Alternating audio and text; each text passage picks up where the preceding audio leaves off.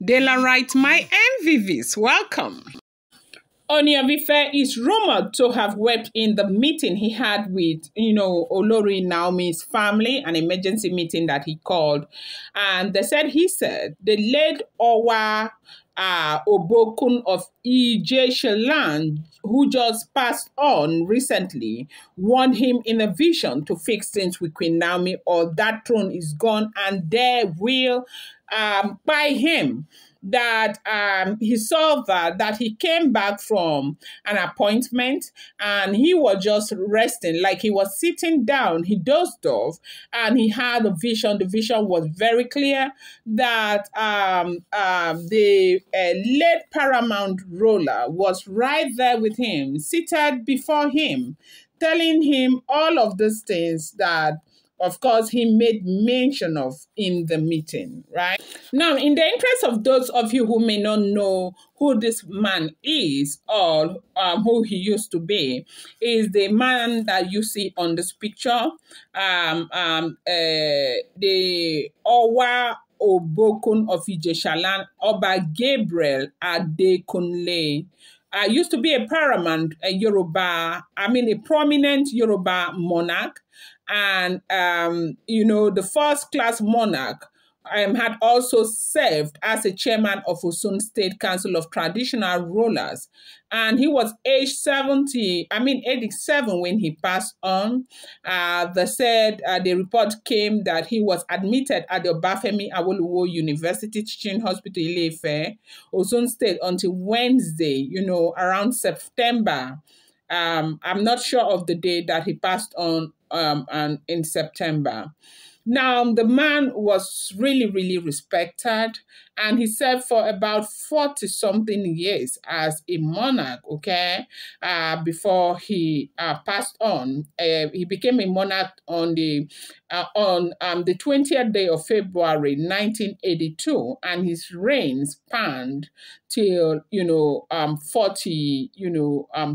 years. Now, from 1982 to now is 42 years, and that was when he passed on. So we got this report that in the emergency meeting which the Ooni of Ife had called for, that had people like Reverend Esther Ajayi, that had people like the Ooni of Ife's father, members of the Gise ruling council, ruling house, and all of that. And the brothers to the Ooni of Ife, they said the Ooni of Ife spoke from the depth of his heart and amidst tears that he had an encounter, that the late Oba of Ijesha, who had just passed on, was right there with him in a vision, telling him things about what is likely to happen to him between now and the shortest possible time, should he not reconcile with Olori Naomi. It says that the Oba warned him to take things with Olori Naomi serious and fix it, that he should stop playing around and listening to his enemies, that they are doing everything that they are doing to end up buying him, that should he not bring Naomi back to the palace within a specified period of time, the throne will be gone, and there is a likelihood that he will also be gone. May God forbid.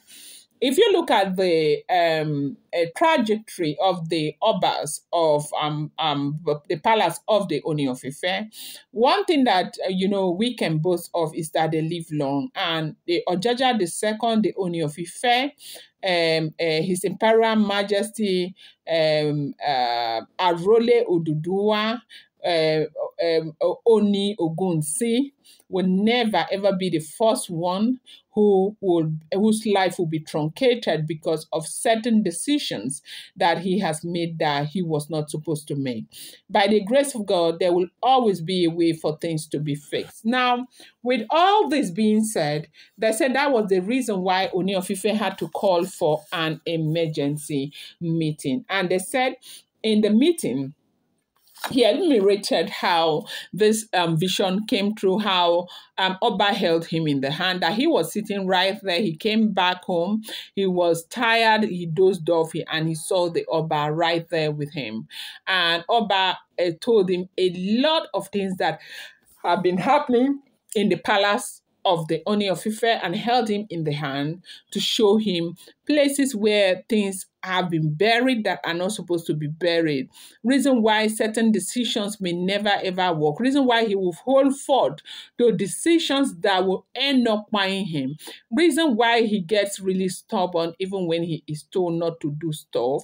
So most of these things that Oni of Ife will think that, okay, you know, it's happening because we are different, we are unique, the way we reason and all of that. They say, no, that these things are happening because that is what the enemy is using against the Oni of Ife.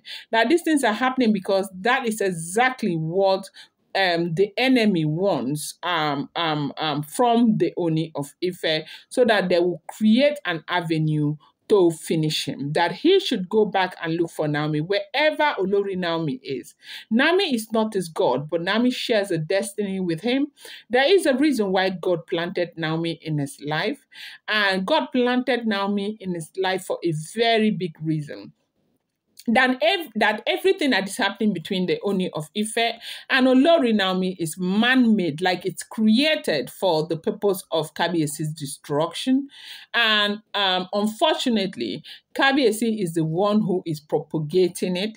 Kabiesi unknowingly, and Kabiesi continues to do so to his own detriment. That Kabiesi should do everything that is within his power to ensure that he reconciles and that he makes peace with his wife, Olori Naomi. Welcome back to my channel. It's your girl, Delorama. I bring you fresh and spicy gist from the sauces still on the royals.